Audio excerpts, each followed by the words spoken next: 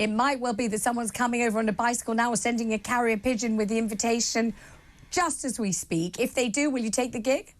Of course I would. The thing about this is, though, Vanessa, you know, I've been watching Match of the Day for, 45 years, and there are a number of different formats that the programme has taken. In old years, Jimmy Hill used to present it in that avuncular style, and there were no other pundits. It was before the era of the ex-footballer. They could easily go back to the journalist presenting it before the celebrity footballer, and Gary Lineker was on mission creep.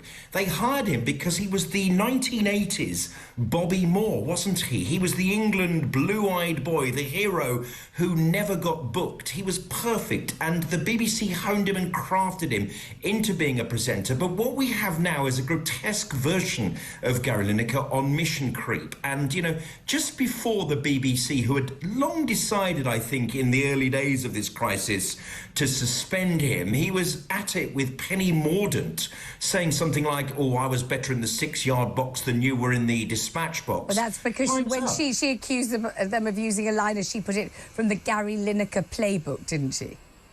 Time's up, though. I mean, this kind of idea of droning on with the, you know, the white chinagraph pen, or he's clearly offside, let's have a look at the VAR, or that Villa team and all that Everton team and all this kind of thing. Maybe it's time to reboot. Maybe they would have spent a little bit more time thinking about it, but you know what? These guys, I know Alan Shearer's the Premier League record goal scorer, I know Ian Wright, everyone loves him.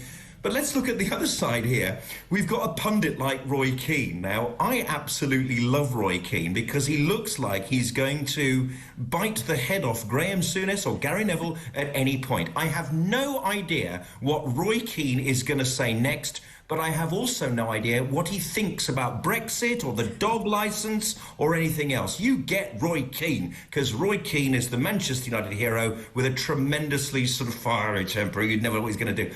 Gary Lineker could have been that person. I think it's a massive shame that no one close to him actually looked after him and said, hey, Gary, you know, put the iPhone down, mate, and just sort of get on with your job. I think once you've been earning 1.35 million quid for years and years in a sort of unassailable position, I think there are very few people who would be able to whisper in your ear, Gary, mate, maybe tone it down, rein it in a bit. You know, people, when they are a soar away, roar away, incredibly well-paid success, very rarely take advice from anyone because they think the reason that they're in that position is because they're right about everything. And that is something I have learned in a long career. I have learned that people who are the most successful are the least likely to take advice. So then when they fall, the fall is a really precipitous hurtle into the abyss because they were so incredibly convinced that they were right about everything. I agree with you. It was spectacularly hubristic, and, you know, his Twitter feed's gone a little bit quiet over the last few hours.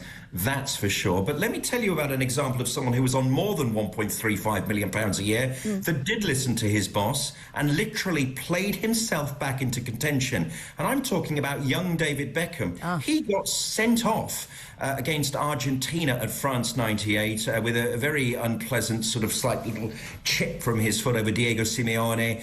And, you know, he was public enemy number one, and the Sun took a horrible photo of someone on the gallows outside a pub, which was David Beckham. And Fergie turned around to him and said, son, play yourself out of danger. All we want from public figures like Gary Lineker, like David Beckham, is for them to be, you know, the footballer or the television pundit that they are. During the Gaza war, he started to criticize Israel, and there were some very nasty anti-Zionist protests going on. And with 8 million followers, I believed he had a duty to not destabilize society. It was a dangerous time, and he hasn't stopped. And I understand the argument about free speech. He has a duty, I think, to be his own editor, just as he is on air with Match of the Day, to sort of rein it in, lad. And I think that's what Fergie told Beckham, and someone didn't tell him. Jonny, thank you very much indeed. Always an honour to have you on the programme. Jonny Gould there, legendary sports broadcaster.